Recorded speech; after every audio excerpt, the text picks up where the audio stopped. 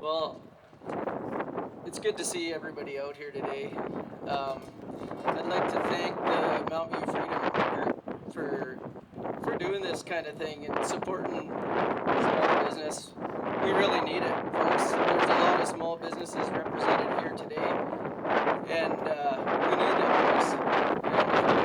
The meeting in Didsbury or the rally in Didsbury was awesome. I'd just like to have a show of hands of how many small business owners are here today. There's a lot of people here. You know, if you figure out how many businesses as a percentage that represents in our community, that would be pretty significant. You know, another question I'd like to ask is how many of our county councillors are here? If there's a show of hands. Okay, I don't see any. How about our town councillors? Show of hands. There aren't any. Doesn't something seem a little bit wrong here? We have an organization here all about supporting small business. And the very people that take our taxes and choose how to spend it are not here today. They're not here to support us. Something's wrong with that. Something's really, really wrong with that. But at least there's some cameras here and there's some people to hear this wonderful information, so thank you. So Doug asked me to talk a little bit about our business. You know, we're a natural health and wellness business. So we're right in the bullseye of the government right now. You know, sure, we haven't been shut down because we're considered essential service, but we've been affected in unimaginable ways. You know, the very thing that we do as a business is help people take power, take control of their health. And so we try to teach people how to eat properly, how to look after their nutrition, how to empower themselves, how to think about their immune system, how to support their immune system. And those are the things that the government is actually criticizing us for. You know, we've been in business for almost 13 years now, talking about the immune system and the microbiome. You know, we have a thing called a microbiome. We actually have more bacteria in and on our body than we have human cells. And that's our immune system, folks. And what are we being told to do with that bacteria on our body right now?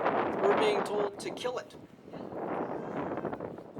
Well, if we have more bacteria on our body and in our body than human cells, aren't we actually killing ourselves? It doesn't make a lot of sense. So here we are trying to do our job in this community, trying to provide, you know, information, education, services to keep people healthy, happy, their immune systems going strong. And then the message that comes from the government completely contradicts that. How do you think that makes us feel as a business? You know, we're kind of criminalized for doing what we've been doing for 13 years. So something's wrong with this. So the question here is, have the AHS guidelines and restrictions affected our business? By golly, you betcha, they sure have. You know, we took a strong stance against all this this government stuff early on, and thank God to our amazing customers. We just have the most supportive customers ever, and we thank you for that. And they supported that, and it's people like you who support that, and it feels good. that feels good. You know, we don't teach fear. We don't teach people to be afraid of their life, of some virus or some bacteria. We teach people how to be preventative, how to work on improving their health. So it's, but yet we're being told the opposite. Where AHS visited our business and told us we were doing everything wrong. And so, what do? Do we close our business down because we're being fear-mongered by the government? Well, I don't think so. I don't want to close down. So we're not. In fact, we're going to go stronger than ever before. Yeah. You know, there's a lot of businesses here. I spoke with Cam before this was going on. He's got the big barn out east of Olds. Anybody been out to that big barn for weddings and all these events? Well, he's been shut down the whole time. And he was booked up, I'm pretty sure, every single weekend for probably the next year and a half. And he's totally shut down. My brother, he's a freestyle motocrosser. He does events all around the world. He's been shut down since day one, and he was booked up every single weekend for an entire year. But it's only going to be 2 weeks until we flatten the curve, right? So we know that the words that come from our government, are words that don't spread love and kindness. They spread something called fear. I often refer to what's going on as a fear-demic, because they use words like pandemic, infections, deaths, viruses, variants, how about that one? Cases. You know, we just heard all these numbers. It's mind-boggling to hear all these numbers out there, but it's kind of like a number-demic, you know? And it's easy to just get scared when you hear these crazy numbers every day. But at some point we just have to do something about it, and that's what this is all about here. What I always like to do when I talk to people about health and wellness is take a step back. And you take a look at, you know, what healthy people do. I study ancestral nutrition. So, you know, the things that our ancestors did for thousands of years before us, and what they did to be healthy and happy. And you can look at the elderly of today, and you can get that kind of same information. I don't know if anybody knows of the book Healthy at 100. Has anybody read that book by John Robbins? Well, it studies people and groups of people who quite often live over 100 years. And there's also a huge study, and it's called the centenarian study. And this is a scientific study that's done. It studies people who live over 100 years. And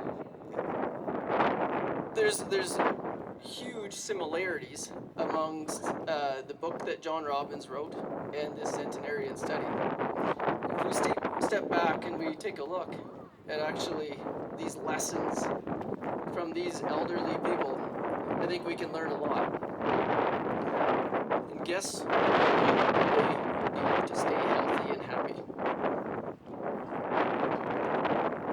Well, the first thing that these studies say that keep people healthy and happy and less reliant on medicine and government health control systems is, number one, a strong community. Number one is a strong community. That's what we're here, folks.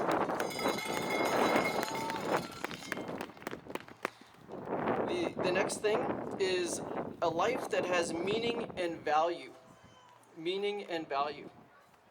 In a lot of these places where people have these long-lived lives, the children in those communities fight over who gets to live with the elderly, because they get information that's valuable for the rest of their life. Another thing that they do, applies to kind of what we do at Wall Street, it's about nutrition. They don't eat processed junk food. People who live long lives don't eat junk food. And probably the biggest one of all is these people have a sense of autonomy. And a sense of autonomy, that's independence. Independence, folks. That's right, independence. This is what we need. We need independence. But that's being taken away from us right now. So I believe what we need to do as a community is gather, to unite, to do things together, to be social, to spread love and kindness and health instead of fear. That's my message, folks. Thanks for listening. I really appreciate it. If you want to talk to us, we have the best staff ever over at Health Street. Our business is right over there. We're not open today. It's Sunday. But come and visit us. Join our newsletter. We're kind of risque on the whole health side of things, and we'd love to share some of that with you. Thanks a lot for listening.